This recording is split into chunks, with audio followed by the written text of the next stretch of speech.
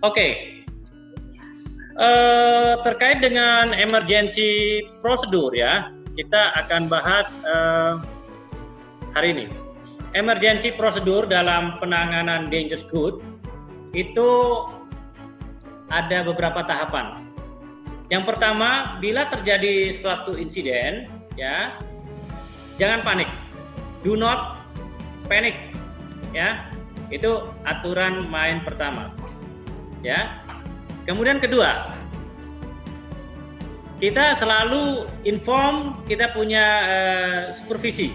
Kalau punya supervisor, kita inform supervise, kita memberitahu juga otoritas kalau memang bisa. Jadi ada DG emergency contact itu. Nah, di situ kita beritahu. Itu kalau bahayanya tidak secara terlalu drastis ya, tidak kebakarannya tuh bukan kebakaran yang besar atau kecil-kecil aja ya, ataupun kebocoran aja gitu. Nah, itu kita masih punya waktu untuk mengkontak supervisi kita, orang-orang yang ada hubungannya dengan otoritas. Nah, tetapi kalau misalnya langsung terjadi kebakaran, Anda harus punya inisiatif call fire brigade, pemadam kebakaran ya. Nah, jadi ini penting ini. Itu kedua. Yang ketiga, the third one itu kalau ada insiden itu involve daripada toxic gas atau radioaktif material. Ya, ini dua material atau dua substance yang sangat berbahaya. Jadi you must away, jaga jarak, keep distance. Distance-nya kita kayak sekarang ini ya, kita physical distance. Kita paling nggak 25 meters, jaga jarak ya. Kalau COVID cuma 1 meter, kalau ini 25 meter ya, 25 meters. Kita atau cari barrier untuk radioaktif itu supaya tidak kena radiation kita ya. Nah, jadi itu untuk mencegah kita tidak terkontaminasi, not contaminated. Itu yang ketiga. Kemudian yang keempat yaitu Anda identified langsung direct to the shipment. Ingat, yang boleh langsung identified itu jangan sampai itu yang diidentifikasi 6.1 apa kelas 7. Kalau itu lihat dari Jawa aja. Sementara kalau yang kaitannya bukan di luar kelas itu, kelas 3 apa segala macam, boleh kita approach, kita deketin, kita lihat labelnya, ya, markingnya. Kalau yang tadi lihat aja dokumennya ya, kontak numbernya siapa, mungkin ada kontak personnya, misalnya dokternya siapa ini atau yang tracking siapa, untuk kita minta penjelasan how to handle further, bagaimana kita menangani lebih lanjut, bagaimana mengatasi masalah ini, ada nggak solusinya gitu ya. Ini yang ke berapa nih? 1, 2, 3, 4, the fourth part ya. Kemudian yang kelima berikutnya, the fifth ya, kita isolate. Kemasan itu kita isolate yang bermasalah, yang ada masalah insiden kebakaran atau leakage tadi, kita biarin dia sendirian di sana. Kalau ada barang di sekitarnya dia property around ini yang insiden ini, kita move away. Kita move away supaya yang ini tidak merambat, tidak akan ada further contaminated atau further loss, tidak ada kerugian lebih lanjut barang-barang ini. Jadi kita minimize loss daripada barang itu sendiri, ya. Kemudian yang keenam, the sixth one itu ya, kita harus isolate area itu. Isolate-nya dengan apa? Seperti kita bikin yellow line itu police line gitu ya, supaya orang tidak bisa masuk ke situ, ya, tidak bisa melintas ke situ dan tidak mencederai orang yang akan melintas itu, ya. It's not harm people around the incident package ya. Jadi kita bikin barrier, kita bikin isolate atau police line seperti itu ya.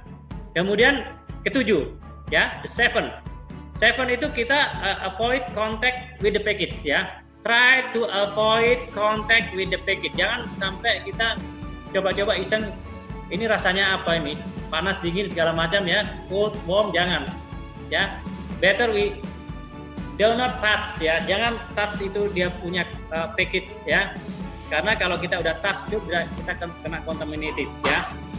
Nah, so kalau yang berikutnya, kalau kita tidak sengaja, not in purpose ya, atau tidak coincidentally kita tidak incoincidentally kita itu terkena ya touch atau ya kita kena itu dengan bahan, karena kita punya body ya, our body ya gitu.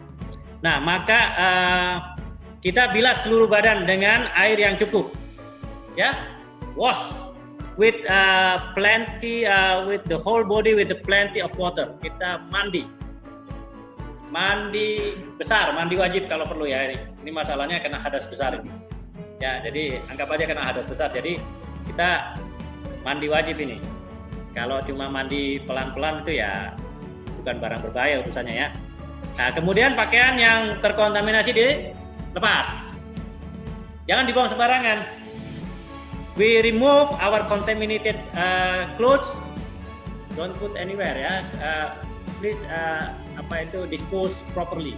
Ya, dimusnahkan kalau perlu ya. Nanti kalau ada pemulung ngambil itu bahaya itu urusannya itu. Kita bikin masalah sama orang yang ngambil ya. Kemudian kita do not eat or smoke. Kalau udah tadi sentuh-sentuh itu wadah, jangan makan atau ngerokok ya. Bahaya. Itu nanti bisa masuk ke dalam ke dalam yaitu rongga pernafasan, rongga mulut segala macam itu racunnya masuk dari situ ya. Nah, itu makanya tidak boleh makan merokok. Yang berikutnya kita jauhkan tangan ya, away to our hand. Kita punya hand ini finger dari eyes, ears, mouth and nose ya. Ini jangan sampai kita pegang-pegang, karena ini kalau kita pegang-pegang itu racun nanti nyebar masuk dari situ ya. Dan kemudian kita apply for sick atau kita asking medical assistant ya, kita minta bantuan medis untuk mengecek apa kita ini kena kontaminasi apa tidak, kita positif apa negatif ya. Sekarang makanya ada PCR swab itu kan kalau yang COVID itu. Nah itu maksudnya, tapi kita ya di sini ada hubungannya dengan barang berbahaya bukan COVID ya. Nah itu kita minta bantuan medis untuk cek dulu. Itu yang ke-7 masih ya. Dan yang terakhir, the 8th one itu the last one itu, staff yang involved daripada insiden itu must stay in location ya until the name is recorded. Dicatat ya, until the name are noted atau recorded ya. Kenapa dia harus stay? Kenapa? Why they must stay?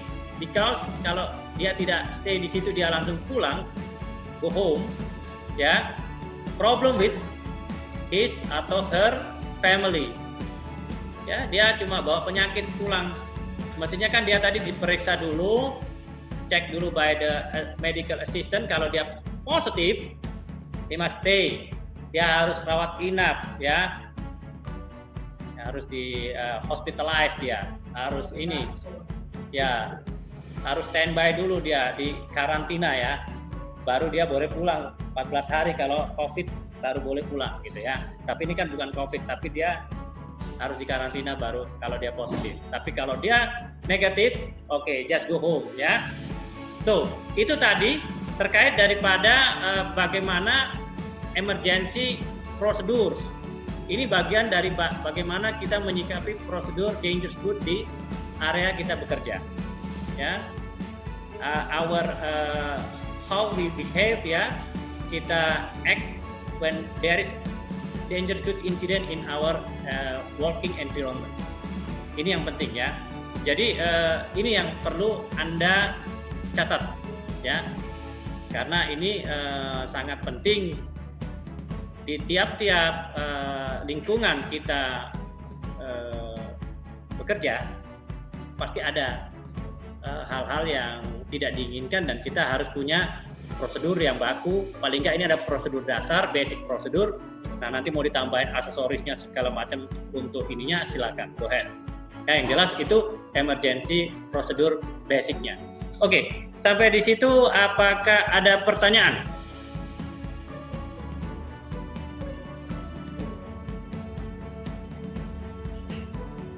Oke. Ini udah mau jam 3 ya. Any question? Ya, silakan. Kenapa?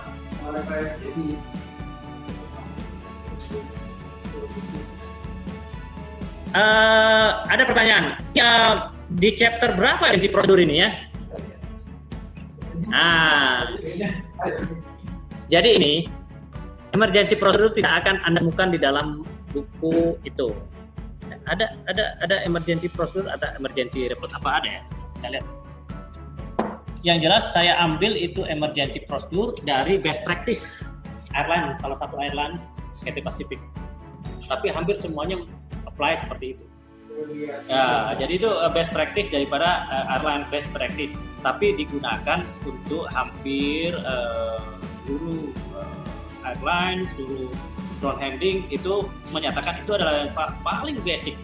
Kalau kita mau lihat, itu ada di handling di halaman section 9. Anda kalau mau lihat-lihat tentang apa terjadi insiden itu, nah ini coba